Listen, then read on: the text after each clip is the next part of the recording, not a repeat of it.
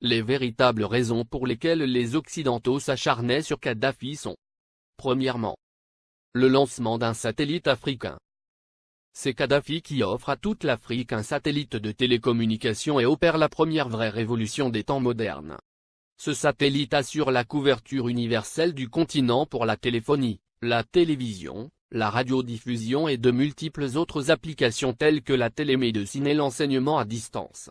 Pour la première fois, une connexion à bas coût devient disponible sur tout le continent jusque dans les zones rurales grâce au système par pont radio WiMAX. Cette histoire démarre en 1992 lorsque 45 pays africains ont créé la société Rascom, pour disposer d'un satellite africain et faire chuter les coûts de communication sur le continent. Téléphoner de et vers l'Afrique était alors le tarif le plus cher au monde, parce qu'il y avait un impôt de 500 millions de dollars que l'Europe encaissait par an sur les conversations téléphoniques, même à l'intérieur du même pays africain pour le transit des voix, sur les satellites européens comme Intelsat. Un satellite africain coûtait juste 400 millions de dollars payables une seule fois et ne plus payer les 500 millions de locations par an. Quel banquier ne financerait pas un tel projet?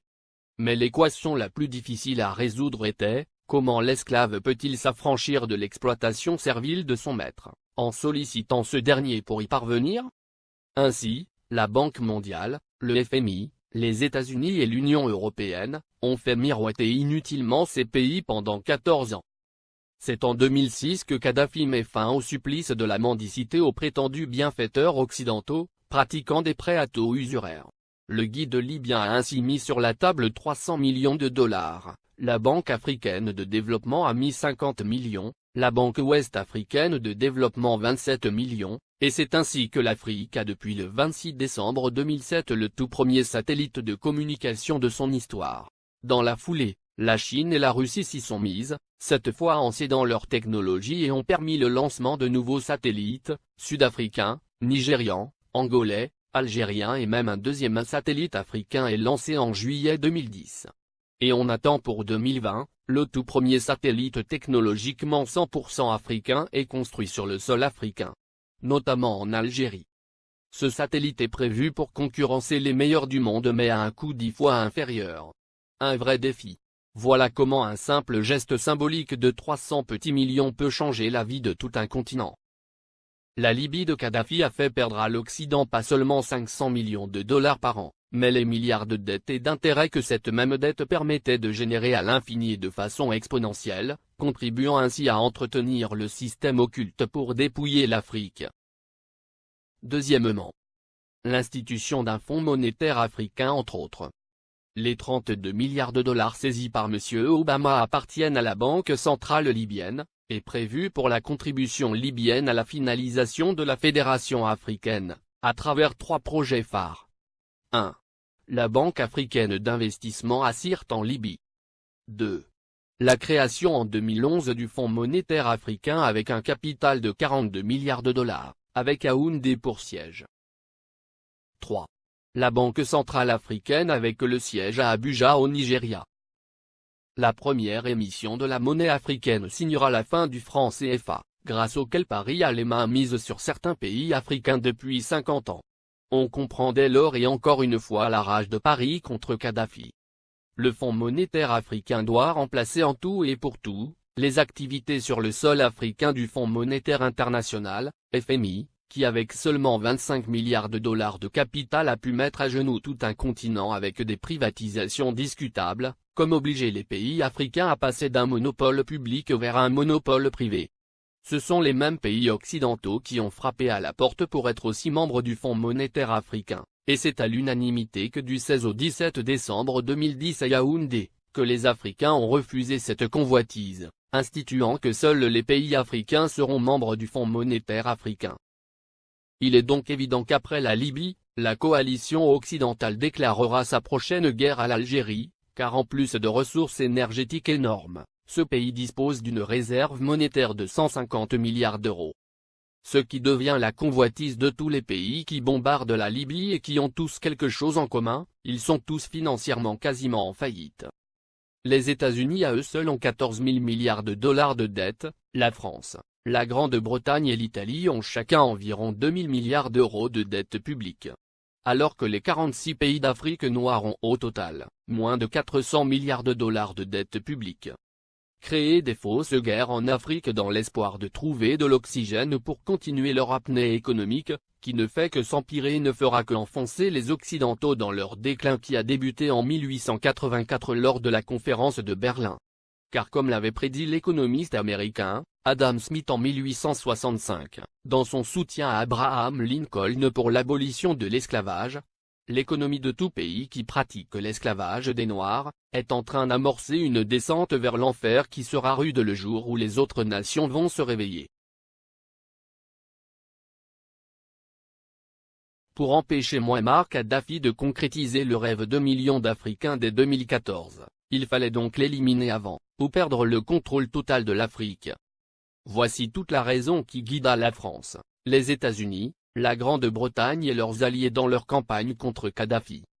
Monnaie, Fonds monétaire africain, Banque centrale africaine, télécommunications, transport, États-Unis d'Afrique.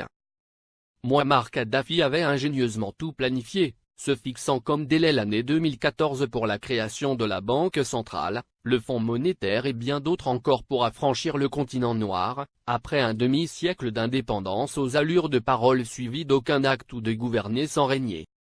Après avoir émis l'idée en 2000, lors du sommet de l'Organisation de l'Unité africaine, il a obtenu la création de l'Union africaine quelques années plus tard, le guide libyen pousse le bouchon plus loin. Satellite africain et Afriquia, deux idées concrètes pour l'unité. Mouammar Kadhafi pousse ses pairs à acheter un satellite africain pour que l'Afrique ait son indépendance en matière de communication. Il préfinance cet achat avec plusieurs centaines de millions de dollars américains. Il s'est dépensé sans compter. Ainsi pour acheter le satellite africain, il a mis 300 millions de dollars sur la table, témoigne Moustapha Cissé, ancien ambassadeur du Sénégal en Libye, et ex-conseiller spécial de l'ex-président sénégalais Abdou Diouf, en charge du monde arabo-islamique. Le guide de la Jamaïria libyenne offrit ainsi Rascom CAF 1, le premier satellite de télécommunication entièrement dédié au continent africain et ses îles. Il a été mis en orbite le 20 décembre 2007. Cela a été le premier lancement de l'histoire pour tous les pays africains. Kadhafi lance également la compagnie de transport aérien, Afriquia Airways, qui assure la liaison entre les capitales africaines et régions du continent. La compagnie offrait 4 vols réguliers entre Tripoli et Dakar, Abidjan et Le Caire, et bien d'autres. Beaucoup de gens utilisaient la ligne Afriquia pour aller à Paris. Parce qu'on pouvait faire Dakar, Tripoli, Paris, et retour à 400 000 francs CFA, 615 €, ajoute le diplomate sénégalais. Alors Tripoli était devenue une plateforme de communication entre l'Afrique, le monde arabe et l'Europe. La monnaie et la Banque centrale africaine en 2014. Kadhafi avait proposé la mise en place d'une union monétaire africaine, UEMA. Il avait dégagé 30 milliards de dollars pour la création de l'UEMA qui devrait avoir Yaoundé au Cameroun pour siège. Il avait également prévu la création d'une banque centrale africaine, BCA, qui devrait installer son quartier général à Abuja, la capitale fédérale du Nigeria. Il était question que cette banque africaine commence à émettre une monnaie africaine à partir de 2014, ce qui ne plaît pas aux Occidentaux, parce que ça nous permettrait de nous passer du franc CFA, et des autres monnaies qui ne font que briser nos économies. Kadhafi avait une politique africaine très dynamique. Du Sénégal au Tchad, en passant par la Guinée, la Côte d'Ivoire, le Ghana, le Libéria, le Bénin, le Togo, le Nigeria, le Niger, le Mali, etc. Le guide libyen a investi des milliards de dollars dans les secteurs agricoles, hydrocarbures, hôtellerie et tourisme, et dans l'équipement. Au Mali, le plus petit investissement libyen est chiffré à 50 milliards francs CFA dans l'industrie hôtelière. Ces investissements libyens dans l'hôtellerie sont estimés à plus de 50 milliards de francs CFA, a déclaré Oumar Balatouré, directeur général de l'Office malien du tourisme. Plusieurs autres centaines de milliards ont été investis dans le secteur agricole. Pour les Maliens, Kadhafi est un homme qui s'est engagé pour la cause africaine. Le Conseil national de transition, CNT, est considéré au Mali comme un organe rebelle soutenu par la communauté internationale. Dès le début de la révolte à Benghazi, et l'entrée de l'aviation étrangère, des associations musulmanes et des partis politiques avaient organisé à Bamako des manifestations de soutien à Kadhafi, dénonçant une invasion occidentale. Le guide libyen a, par ailleurs, dégagé plusieurs milliards de dollars pour la création de banques sahélo-sahariennes au Sénégal, Mali, Niger, Mauritanie, Tchad, et Ceuta, et le rachat de plusieurs compagnies occidentales en Afrique pour réduire leur emprise sur les économies du continent. C'est par exemple le cas de Mobil Oil, du groupe américain, ExxonMobil, qui est devenu Oil Libya dans la majeure partie de la sous-région ouest africaine. La Guinée-Conakry doit sa toute première chaîne de télévision à Mouammar Kadhafi. Il le lui a offert au nom du peuple libyen comme présent au peuple frère de la Guinée en 1979. Il a également équipé l'armée guinéenne, de l'armement lourd aux uniformes des soldats pendant plusieurs décennies. Sans compter un appui financier gigantesque. La vie des Libyens de l'ère Kadhafi. 1. La Libye était le dernier pays sur la liste des pays endettés, la dette était à 3,3% du PIB, en France, elle était à 85%, aux USA à 88,9%, au Japon à 225,8%. 2. L'électricité à usage domestique était gratuite. 3. L'eau à usage domestique était gratuite. 4. Le prix d'un litre d'essence était de 0,08 €. 5. Les banques libyennes accordaient des prêts sans intérêt. 6. Les citoyens n'avaient pas d'impôts à payer, et la TVA n'existait pas. 7. Chaque famille libyenne, sur présentation du livret de famille, recevait une aide de 300 € par mois. 8. Pour chaque étudiant voulant faire ses études à l'étranger, le gouvernement de Kadhafi attribuait une bourse de 1627 € par mois. L'ONU, la France et les USA ont bombardé la Libye pour défendre leurs intérêts, objectif principal, détruire la création des États-Unis d'Afrique.